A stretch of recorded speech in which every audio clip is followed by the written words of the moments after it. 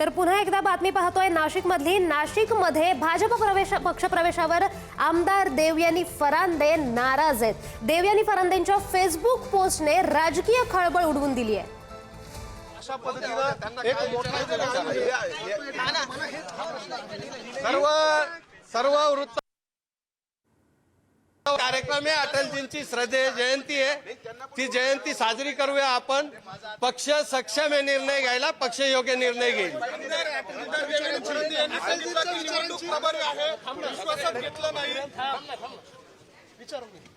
अटलजींच्याच विचारांची आठवण तुमचे कार्यकर्ते करून देत आहेत। त्याच आठवणीवर पक्ष सुरू आहे, त्याच आठवणीवर पक्षाची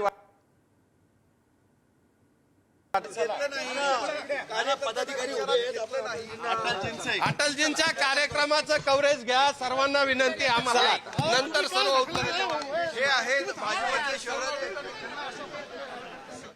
तर नाशिकमधली आपण महत्त्वाची बातमी पाहतोय। नाशिकमध्ये भाजप पक्ष प्रवेशावर आमदार देवयानी फरांदे नाराज आहेत आणि याच कारणामुळे कार्यकर्त्यांनी भाजपच्या कार्यालयाबाहेर घोषणा सुद्धा दिल्या आहेत। विनायक पांडे, यतीन वाघ, शाहू खैरे, संजय चव्हाण यांच्या पक्षप्रवेशाला त्यांनी विरोध दर्शवलाय। निवडणूक प्रमुख असूनही पक्षप्रवेशाबाबत विश्वासात न घेतल्याचा आरोप त्यांनी केलेला आहे आणि यामुळे आता एकूणच नाशिकमधलं राजकीय वातावरण तापलेलं दिसतंय, पण तिकडचे नेते काही यावर प्रतिक्रिया देताना दिसत नाहीयेत। आताच आपण पाहिलं की नाशिकातील भाजप पक्षप्रवेशावर तिथले कोणतेच नेते बोलण्यास तयार नाहीयेत। निवडणूक प्रमुख असूनही त्यांना या पक्षप्रवेशाबाबत विश्वासात घेण्यात आलं नव्हतं आणि त्यामुळेच त्यांनी हा आरोप केलेला आहे।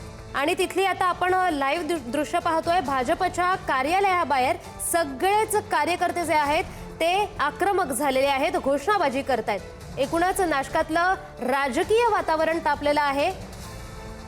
नाशिकातील भाजप पक्षप्रवेशावर आमदार देवयानी फरांदे नाराज झालेत। निवडणूक प्रमुख असूनही पक्षप्रवेशाबाबत विश्वासात न घेतल्याचा त्यांनी आरोप केलाय। विनायक पांडे, यतीन वाघ, शाहू खैरे, संजय चव्हाण यांच्या प्रवेशाला त्यांनी विरोध दर्शवलाय।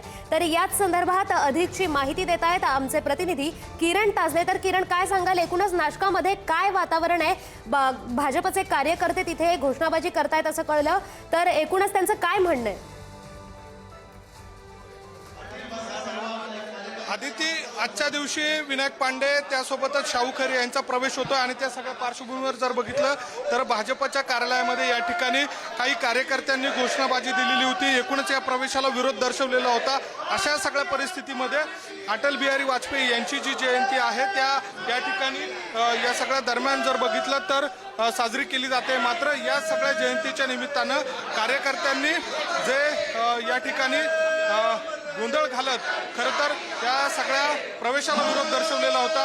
अटल बिहारी वाजपेयी यांच्या काही कविता या ठिकाणी म्हणून दाखवत एकूणच दर्शवलेला होता आणि त्या सगळ्या पार्श्वभूमीवर शहराध्यक्ष यांना त्यांनी या सगळ्या दरम्यान विचारणा देखील केली। मात्र या सगळ्या पार्श्वभूमीवर जे कार्यकर्ते आहेत ते मात्र या सगळ्या प्रवेशाला विरोध दर्शवताय आणि अटल बिहारी वाजपेयी यांच्या केंद्रातलं जे सरकार पडलेलं होतं ते अवघ्या एकमतांनी पडलेलं होतं। त्यामुळे डोक्याला पण किंमत आहे आणि डोक्याला पण किंमत आहे अशा स्वरूपाचा प्रतिक्रिया शहराध्यक्ष सुनील केदार यांनी देत एकूणच या विरोधाच्या पार्श्वभूमीवर त्यांनी आपली प्रतिक्रिया मांडलेली होती।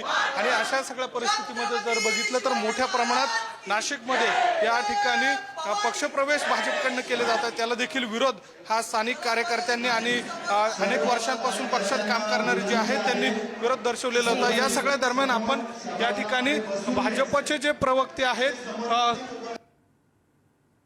तर आपण नाशिकातलं पाहतोय की नाशिकात एकच गदारोळ माजलाय। जो प्रवेश आहे त्या प्रवेशाच्या सगळ्या दरम्यान आपण बघतोय कार्यक्रम झाला की बोलू आपण।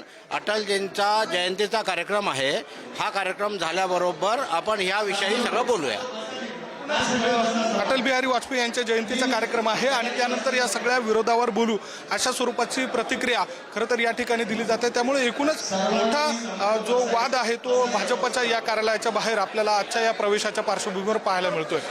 जी आदिती, धन्यवाद किरण दिलेल्या माहितीबद्दल।